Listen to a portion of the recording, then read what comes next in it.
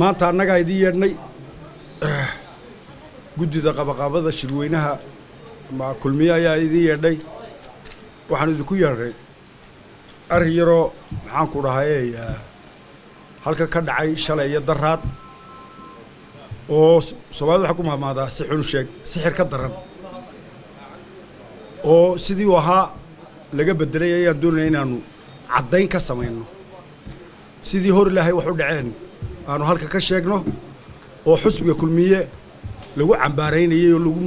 ceebeynayay arigaas wuxuu ahaa arrinkii inanka la yiraahdo Maxamed Ibrahim qabo ee doonayay inuu maxaan ku dhahay sharaxo ayaan doonay inaanu xoga caddayn ka sameeyno arrinkaas anigu xogaal ayaanu ahaa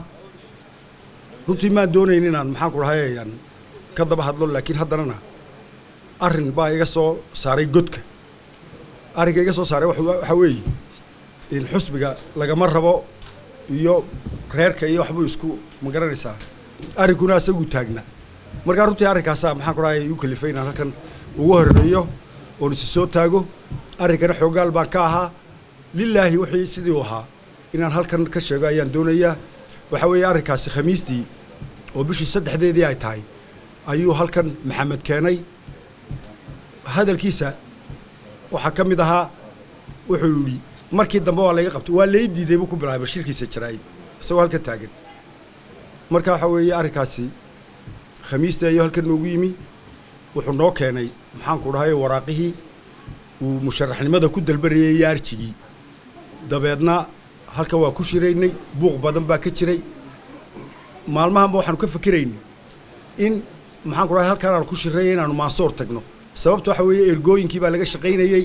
dabeedna way noo soortu gali weyday in maasoor aanu tagno dabeedna askar baanu soo kororsanay waxa hadalkiisa kamid ahaa askar baa meesha la dhigay wax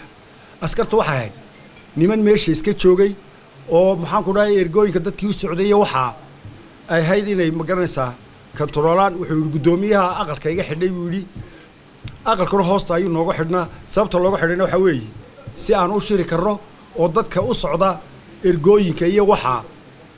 iyo maxaan ku dhahay liisaska la xareenayay traafigooda in maxaan ku dhahay liiska ay ahayd waxa asaga loogu jeedo ma ahayn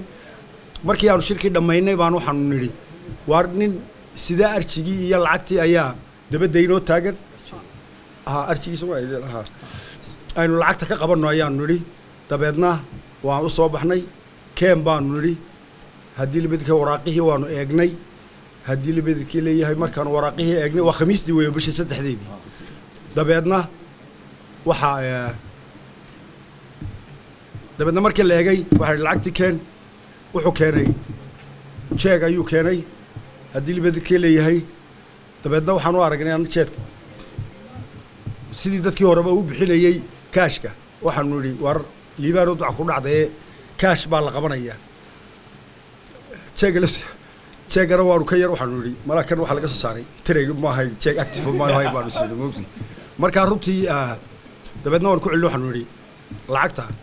na soo raaci sida dadkuba lacagto bixinayay waraaqaha kana la noqo haddii libadkii leeyahay waxaanu siinay inanka xoghaynta guddida waa Faisal ayaanu u dhiibnay telefonkiisa siinay anaa siiyay in person waxa ku yiri markaad soo qaado lacagta u keen ninka maxaan ku dhahay gelinka dambe khamiista u keen jimcaha u keen haddii libadkii leeyahay arrinku sidaas ayuu ahaa habeennimadii buu gelinkii dambe ila soo hadlay asagoo maxaan yeelaa buu yiri dabeedna habeennimadii waan saragnay habeennimadii waxaan u sheegay inaanan anigu meesha tagayn xafiiska inuu sheegay xitaa inuu bixinayo marka waxa weeye horta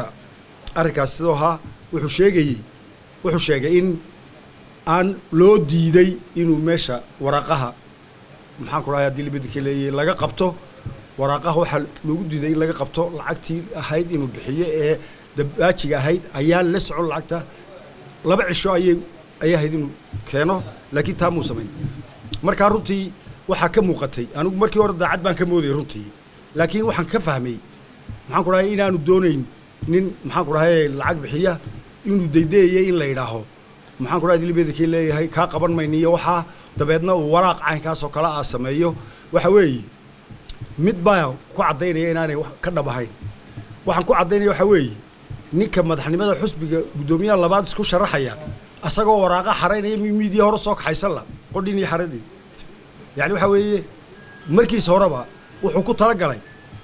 in maxaan ku dhahay uu matalo riwaayad ah in loo diido inuu waraaqaha laga qaban waayo markaa runtii intaasaan maxaan ku dhahay ku koobayaa ninkaasi inaanu maaragtay aanay ka dhabahayn inuu aan wax kale ugu dari maayo laakiin sida ay ahayd xaaladdu waa taa weeye wixii su'aalaha u baahantiina waa naga weydiin doontaan taa uu leeyahay reerka waa loo diiday waxaana kaalinta uu reerku ka fadhiya ka dhisay xusbiga yahay waxa weeye maxaan ku dhahay xogayaa guud waxa loo siiyay anigu maalintii la magacaabay xogayaa iyo gudoomiyaha siilaayo maalintii xusbiga looga dhigay meeshii loogu waan joogay moogti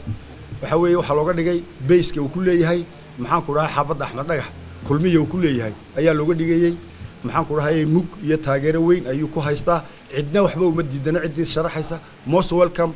waa xogayaa guud bay ka yihiin marka taasna maxaan ku dhahay haddii asagoo arrinkiisa uu meel mari waayey maaha inuu yani reerka uu marmariyo maaha qabaa laga hadlaya reer laga hadli maayo taasi waa taa weeye intaasaa ku soo koobaya waxba dheeraada odhan maayo hormeen wax ka tiri